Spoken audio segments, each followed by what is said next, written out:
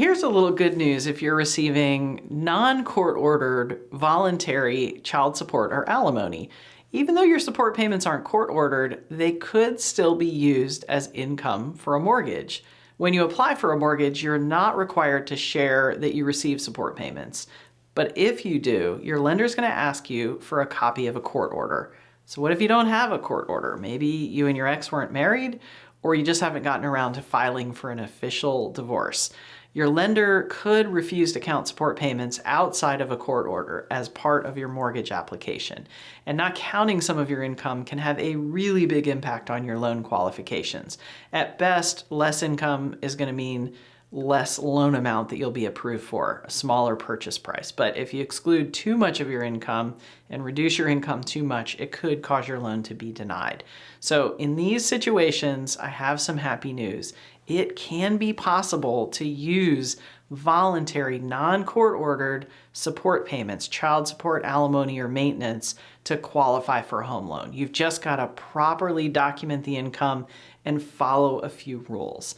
Before I get into all the details of the rules, I want to take just a second and ask you to like and subscribe. I'm posting new content every week, drawing on what is now 3 decades of lending experience. It's super fun for me to put these videos together. I hope you find the information valuable, and I'd be thrilled if you'd help grow my channel and get the information in front of other folks. So, lenders only count income for loan qualifying if it is stable and ongoing. And this is true for every type of income, regardless of source. It doesn't matter if it's even, something besides alimony or support payments. And if you give it a minute and think about it, this makes sense. To help with a mortgage payment, your income has got to be there month in and month out. And lenders are all about documentation. We're kind of obsessed. So your agreement's got to be in writing. If you just have a verbal understanding, you're going to have to break out a pen and paper, write everything down, and sign it. And your lender's going to review this document looking for the amount you should be receiving and the duration of the payments. Evidence your support payments are stable requires a 6 or a 24-month payment history. Proof of receipt is very flexible. We'll take pretty much anything you've got. Bank transfers, bank statements showing the deposit, canceled checks, deposit slips, Venmo transfers, whatever shows the transfer of the funds from your ex or your kid's other parent to you will do the trick. And if the payments have been consistent, we need to see 6 months transfers. But if your ex has been a little hit or miss with the payments, all hope isn't lost. You will have to dig up a little extra paperwork, however. If the most recent 6 months of payments haven't been consistent, then your lender can use an average, but they're going to have to see a 2-year history of payments. Or if you haven't been receiving payments for 2 years, maybe it's only been 18 months, then we'll want to document what the payment history has been over that period of time and average it. And what your lender is really trying to do here with this average is figure out how much is your ex willing and able to pay. Because again, we're looking for what you can count on as part of your income to pay the mortgage payment. But it is important to note if their payments are too inconsistent, if they're just too hit or miss, then a mortgage underwriter may decide that the income doesn't look stable enough to be a reliable source of income that you can count on for the mortgage.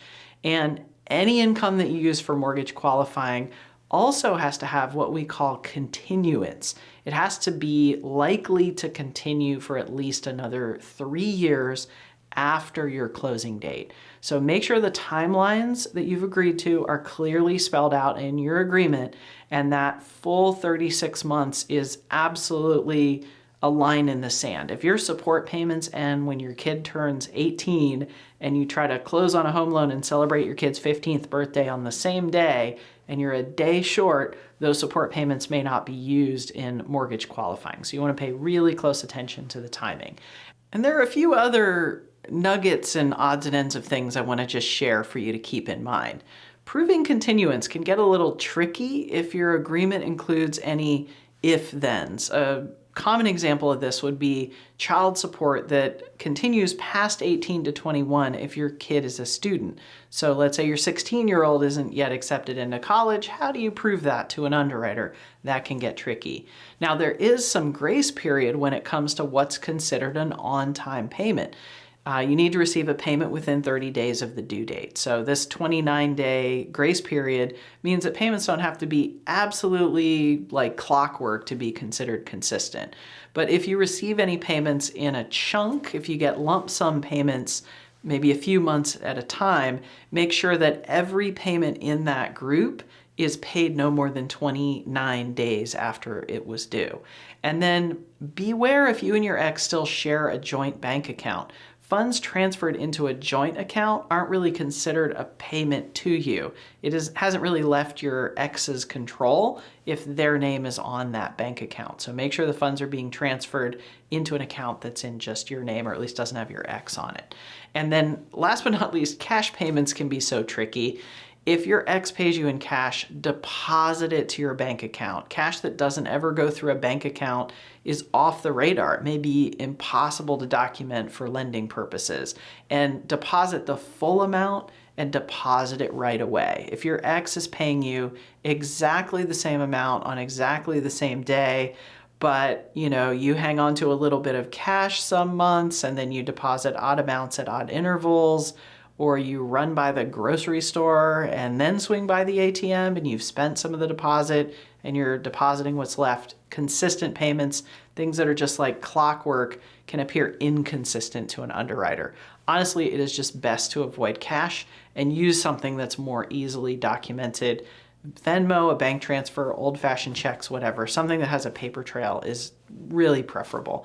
And it's really important to note that not every loan program allows voluntary support payments to be considered as income. You can use the link in the description below to set up a call to talk with me, and we can talk about your situation and find the right loan program for you that meets your goals that would allow your voluntary support payments to be included. And I want to say this video is part of a growing playlist. I am putting together a series of videos that cover divorce and all the mortgage and real estate related aspects. So click here to check it out and subscribe so you don't miss any new content. Thanks so much for watching.